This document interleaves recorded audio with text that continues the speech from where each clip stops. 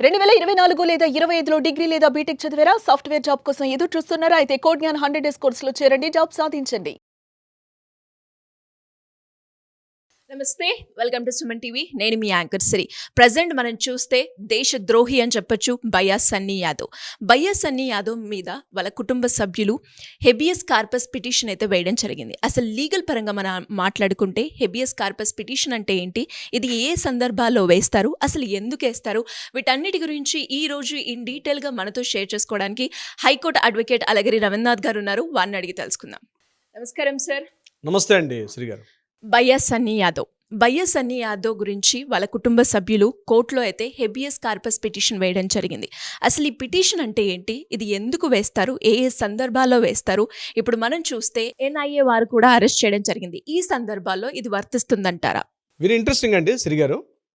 NIA వాళ్ళు arrest చేసినటువంటి బయ్యా సన్నీ యాదవ్ చెన్నై ఎయిర్పోర్ట్లో అరెస్ట్ చేశారని చెప్పి కొన్ని చోట్ల మాట్లాడుకుంటున్నారు.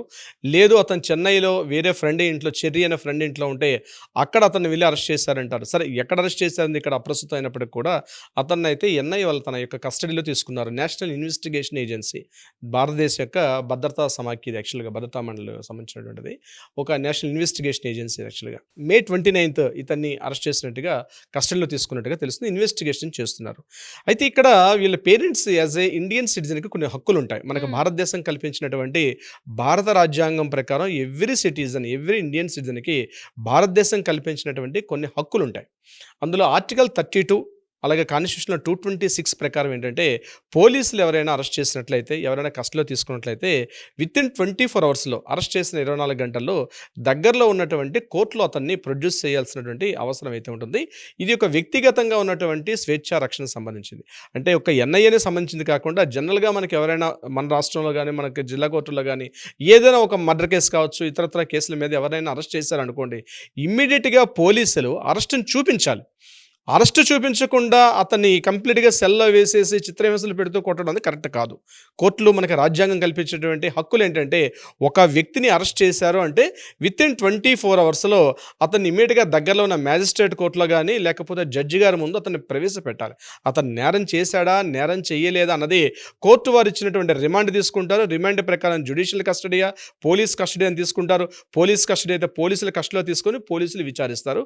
జ్యుడిషియల్ కస్టడీ అయితే ఒక అడ్వకేట్ని అక్కడ అపాయింట్ చేస్తారు. Advocate in front of the advocate అక్కడ కూడా పోలీసులే ఎంక్వైరీ చేస్తారు దాని విషయంలో కూడా. అయితే ఎంక్వైరీ అనేది ఎలా అంటే, ఎంక్వైరీ చేయమని చెప్పి కోర్టు ఆదేశాల మేరకు మాత్రమే పోలీసులు అరెస్ట్ చేయాలి, అతన్ని కస్టడీలో తీసుకోవాలి.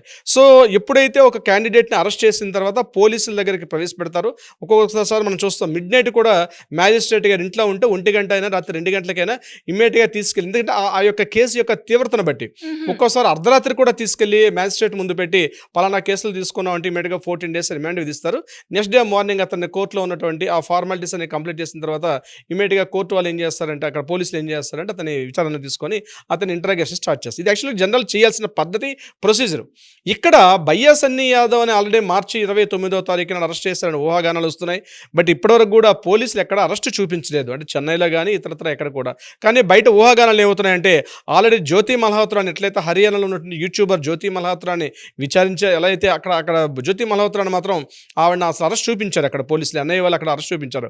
కానీ బయ్యా సన్నీ యాదవ్ని ఇప్పటిదాకా అరెస్ట్ చూపించకుండా, అసలు బయ్యా సన్నీ యాదవ్ని అరెస్ట్ చూపించకుండా పోలీసులు కస్టడీలో తీసుకొని విచారిస్తున్నారు. కాబట్టి ఒక రాజ్యాంగం కల్పిస్తున్నటువంటి హక్కు రూపంలో ఇమీడియట్గా అతను నేరం చేశాడా, నేరం చేయలేదా, దట్ ఈస్ లేటర్ డిసైడెడ్.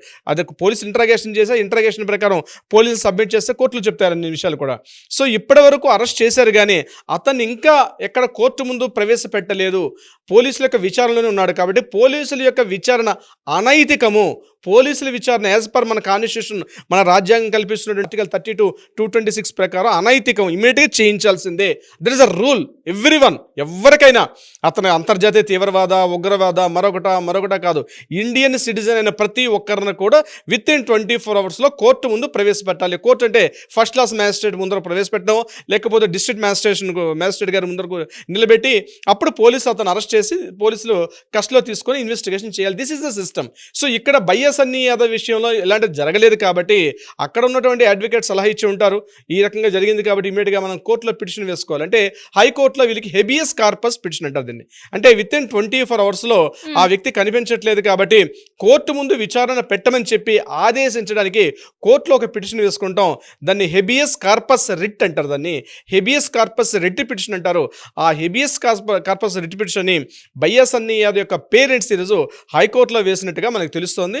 హైకోర్టులో ఏం చేస్తారంటే ఆ కోర్టు విచారణ తీసుకొని కన్సల్ట్ డిపార్ట్మెంట్ ఏదైతే ఉంటుందో ఎన్ఐ వాళ్ళకి ఆదేశిస్తారు. ఒకవేళ మీరు అరెస్ట్ చేసినట్లయితే ఇమ్మీడియట్గా కోర్టు ముందు ప్రవేశపెట్టమని చెప్పి కోర్టు వాళ్ళకి గైడ్ లైన్స్ ఇస్తుంది, ఒక ఆర్డర్ కూడా ఇష్యూ చేస్తుంది.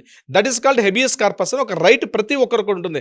సో లీగల్ అవేర్నెస్ మీద మనం చాలా వీడియోస్ చేస్తున్నాం కాబట్టి దిస్ ఇస్ అది కూడా పార్ట్ చేయొచ్చు మనం. అండ్ సో అలాగే ఇప్పుడు సార్, మరి ఇప్పుడు ఎన్ఐఏ వాళ్ళు అరెస్ట్ చేశారు బయ్యా సన్నీ యాదవ్ని. మరి ఈ సందర్భాల్లో ఈ హెబియస్ కార్పస్ పిటిషన్ అనేది వర్తిస్తుందంటారా? తప్పనిసరిగా వర్తిస్తుంది. ఇది ఎన్ఐ వాళ్ళు అరెస్ట్ చేసినా ఇతరత్ర ఎవరెవరు అరెస్ట్ చేసినా అతను Indian citizen, Indian departments arrest చేసాయి కాబట్టి ఇండియన్ ఆర్గనైజేషన్స్ అవన్నీ కూడా పోలీస్ డిపార్ట్మెంట్లో ఉన్న రకరకాల వింగ్స్. ఎన్ఐఏ అన్నది ఒక వింగ్ అనమాట. అది యాక్చువల్గా భారతదేశంలో ఉండే నేషనల్ ఇన్వెస్టిగేషన్ ఏజెన్సీ ఒక వింగ్. అందులో కూడా ఇదే పోలీసులు ఉంటారు. వాళ్ళు కూడా భారత రాజ్యాంగానికి ఉన్నట్టుగానే వాళ్ళు ఎంకరేజ్ చేస్తారు కదా. ఇప్పుడు ఎన్ఐఏ వాళ్ళు ఇదేదో వేరే దేశానికి సంబంధించింది కాదు, భారతదేశంలోని కాన్స్టిట్యూషన్కి సంబంధించి వాళ్ళు చేస్తారు కాబట్టి ఎన్ఐఏ అన్నది కూడా it's relate to the court, మన కోర్టు పరిధిలోకి వస్తుంది. సో ఇక్కడ ఏంటంటే హెబియస్ కార్పస్ రిట్ అనేది ఒకవేళ ఎన్ఐఏ వాళ్ళు అరెస్ట్ చేసినప్పటికీ కూడా అతనికి ఎన్ఐఏ వాళ్ళకి కూడా కోర్టు గైడ్లైన్స్ ఇచ్చి విత్ ఇన్ 24 అవర్స్లో అతన్ని కోర్టు ముందు ప్రవేశపెట్టమని చెప్పి పోలీసుల అంటే ఇక్కడ హెబియస్ కార్పస్ రిట్ పిటిషన్ వల్ల చాలామందికి అర్థం కాదంటే ఇదేదో నేరం అయిపోయిందా, అతను సంఘ విద్రోహం కాదేమో, అతను దేశద్రోహానికి పాల్పడలేదేమో, అటువంటి అర్థాలు వస్తున్నాయి అనుకుంటారు చాలామంది. అటువంటి అర్థాలు కాదు. ఇది కేవలం హెబియస్ కార్పస్ రిట్ పిటిషన్ అంటే ఏంటంటే అతన్ని ఎవరైతే అరెస్ట్ చేశారో అనుమానాలు పడుతున్నట్టుగా నేషనల్ ఇన్వెస్టిగేషన్ ఏజెన్సీ వాళ్ళు తీసుకున్నట్టుగా వాళ్ళు ఎక్కడ కూడా మనకి ఈ క్షణం వరకు కూడా మనం ఈ వీడియో చేస్తున్న సమయానికి ఎక్కడ కూడా అధికారికంగా ఎన్ఐ వాళ్ళు ఎక్కడ కూడా కన్ఫర్మేషన్ చేయలేదు. బట్ ఊహాగానాలు మాత్రం ఎన్ఐ వాళ్ళు పోలీసులు తీసుకున్నట్టుగా మనకు కొన్ని వార్తలు వస్తున్నాయి. సో నిజంగా ఎన్ఐఏ వాళ్ళే కానీ అతను అరెస్ట్ చేసినట్లయితే విత్ ఇన్ 24 అవర్స్లో కోర్టు ముందు ప్రవేశపెట్టండి. కోర్టు గైడెన్స్ ఇస్తుంది. 14 డేస్ పాటు ఇద్దరు పోలీస్ కస్టడీకి ఇస్తారా, జ్యుడిషియల్ కస్టడీకి ఇస్తుంది. వాళ్ళు అరెస్ట్ చేసిన తర్వాత వాళ్ళు కోర్టుకి సబ్మిట్ చేసినటువంటి డాక్యుమెంట్స్ ప్రకారం అది పోలీస్ కస్టడీయా జ్యుడిషియల్ కస్టడీయా will decide only the court, not the police department or NIA department. So Sunny యాదవ్ను కూడా ఆయన్ని పట్టుకొని దగ్గరలో ఉన్న మ్యాజిస్ట్రేట్ గారి ముందర ఆయన ప్రవేశపెట్టినప్పుడు అక్కడ తన ఆర్డర్స్ పాస్ చేస్తారు, జ్యుడిషియల్ కస్టడీయా పోలీస్ కస్టడీ, దాని తర్వాత ఇన్వెస్టిగేషన్ చేసుకోమని చెప్పి. అంటే ఇన్వెస్టిగేషన్ అఫీషియల్గా చేయమని చెప్పడం కోసమే హెబియస్ కార్పస్ రిట్ పిటిషన్ తప్ప ఇతని మీద సంఘద్రోహం లేదని చెప్పి, దేశద్రోహం లేదని చెప్పి, ఇతను దేనికి పాల్పడలేదని చెప్పేటటువంటి అటువంటి రిజల్ట్ అయితే కాదు. అది తర్వాత డిస్కషన్లో తర్వాత కన్ఫర్మేషన్ వస్తుంది. ఇది మాత్రం కేవలం అతన్ని కస్టడీలో తీసుకొని లీగల్గా ఉన్నటువంటి కస్టడీలో తీసుకొని చెప్పి విచారణ చేసుకోవడానికి అనుమతి ఇచ్చే ప్రక్రియ తప్ప ఇతరత్ర కాదు సిరిగారు. అండ్ చాలా మంది కూడా సార్ కమెంట్ పెట్టడము, వాళ్ళ ఒపీనియన్స్ షేర్ చేస్తున్నప్పుడు ఒకటే అర్థమైంది. యూట్యూబర్ అన్వేష్ ఎవరైతే ఉన్నారో ఆల్మోస్ట్ 126 కంట్రీస్ కూడా తిరగడం జరిగింది. బయ్యా సన్నీ యాదవ్ ఆల్మోస్ట్ ఒక 20 to 30 కంట్రీస్ తిరిగినప్పటికీ ఎన్ఐఏ కేవలం బన్నీ సన్నీ యాదవ్ మీదే అరెస్ట్ తీసుకోవడం, ఇన్వెస్టిగేషన్ చేయడం చూస్తూ ఉన్నాం. దీన్ని ఎలా అర్థం చేసుకోవాలి, అసలు ఏం జరిగి ఉంటుంది, నిజంగానే ఈయన ఉగ్రవాదియా అన్న క్వశ్చన్స్ అయితే వస్తున్నాయి సార్. ఎలా చూడొచ్చు అంటారు? ఇప్పుడు అన్వేష్ అనేటువంటి ప్రక్రియతో ఒక యూట్యూబర్ ప్రపంచ యాత్రికుడిగా చెప్తున్నటువంటి అన్వేష్ ఎవరైతే ఉన్నారో 120 కంట్రీస్ ఆయన తిరిగినట్టుగా తెలుస్తుంది. ఇక్కడ మనం మాట్లాడుకుంటున్న బయ్యా సన్నీ యాదవ్ కేవలం 40-45 దేశాల వరకు మాత్రమే తిరిగినట్టుగా మనకు అందిన సమాచారం వరకు తెలుస్తుంది. ఇక్కడ అన్వేష్ మీద ఇటువంటి ఆరోపణలు ఉన్నాయా లేదా అన్నది ఇక్కడ నేను మాట్లాడదలుచుకోలేదు. అది maybe right are wrong, I don't know, తెలియదు. అది సబ్జెక్ట్ టు ద కరెక్షన్. ఇక్కడ బయ్యా సన్నీ యాదవ్ విషయంలో ఎందుకు అరెస్ట్ చేశారంటే ఇక్కడ ఇన్వెస్టిగేషన్ ఏజెన్సీ డిపార్ట్మెంట్ ఏదైతే ఉందో భారతదేశంలో పనిచేస్తున్నటువంటి ఇన్వెస్టిగేషన్ ఏజెన్సీస్లో ఎన్ఐఏ అంది అల్టిమేట్ అనమాట. చాలా అద్భుతంగా చేస్తారు. దానికి రీసెంట్ రిజల్టే మనకి విజయనగరంలో ఉన్నటువంటి రియాజ్ని అరెస్ట్ చేయడం, అదేవిధంగా హైదరాబాద్లో ఉన్నటువంటి సమీర్ నిద్దర్ని అరెస్ట్ చేశారు. ఒక పెద్ద బాంబు బ్లాస్ట్ చేస్తుంటే ఆ బాంబు బ్లాస్ట్ను కూడా ఇమీడియట్గా వాళ్ళకి అందిన ఇన్ఫర్మేషన్ ప్రకారం విత్ ఇన్ అవర్స్లో వాళ్ళు అరెస్ట్ చేయకపోతే ఒక పెద్ద భారీ పెను ప్రమాదం జరిగేది. ఆ పెను ప్రమాదాన్ని నివారించడంలో ఎన్ఐఏ వాళ్ళ దగ్గర ఇన్వెస్టిగేషన్ ఏజెన్సీ చేసినటువంటి వాళ్ళ ఇన్వెస్టిగేషనే దాన్ని ఆపడం జరిగింది. So no doubt it all NIA వాళ్ళు చేసిన వాళ్ళ ఇన్వెస్టిగేషన్ అల్టిమేట్ ఉంటుంది మన భారతదేశంలో. చాలా కేసుల్లో వాళ్ళు ప్రూవ్ చేసుకున్నారు. సో ఇక్కడ బయ్యా సన్నీ యాదవ్ విషయానికి వచ్చినప్పుడు ఇతను కంటిన్యూగా 2 months పాటు పాకిస్తాన్లో ఉండడం, అదే దాంతోపాటు last year October and 9th 2 dates డేస్లో కూడా ఆయన అక్కడ ఉన్న జాకీర్ నాయక్తో సేమ్ అక్కడ ఒక షేర్ చేసుకోవడం, అసలు ఈ 2 months ఆయన ఎవరెవరితో పరిచయం చేసుకున్నారు.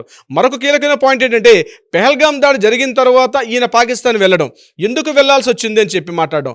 దీంతో పాటు జ్యోతి మల్హోత్రాతో ఈయన సంబంధాలు, నాకు ఒక మహిళతో సంబంధాలు ఉన్నాయి, నాకు షెల్టర్ ఏర్పాటు చేశారని. అంటే ఇతను మామూలుగా అక్కడ ఒక ట్రావెల్ లాగా టూర్స్ చేసి వస్తే పెద్ద ఉండకపోవచ్చు, కానీ అనుమానాస్పదం కలిగించే సంఘటనల టైంలో ఈయన ఇన్వాల్వ్మెంట్ కనిపించడంతో ఎన్ఐఏ వాళ్ళు విచారణ చేస్తున్నట్టుగా తెలిసింది. సో ఇక్కడ నాన్ వేషికి సంబంధం ఉందంటే నేనైతే కంపారిజన్ చేయొద్దు అనుకుంటాను. మేబీ జరగనంతగా ఏం జరుగుతుందో ఇక్కడ అన్వేష్ క్లీన్ చిట్ అని కూడా నేను ఇవ్వడానికి నేనెవరని చెప్పండి. సో నేను ఆ విషయంలో ఎవరిని కంపేర్ చేయట్లా. అన్వేష్ ఉంటాడు, బయ్యా సన్నీ యాదవే. Anyways great information sir. Thank you so much. Thank you so much Siri garu. Suman టీవీలో మీ పర్సనల్ అండ్ బిజినెస్ ప్రమోషన్స్ కోసం కింది నెంబర్కి కాంటాక్ట్ చేయండి.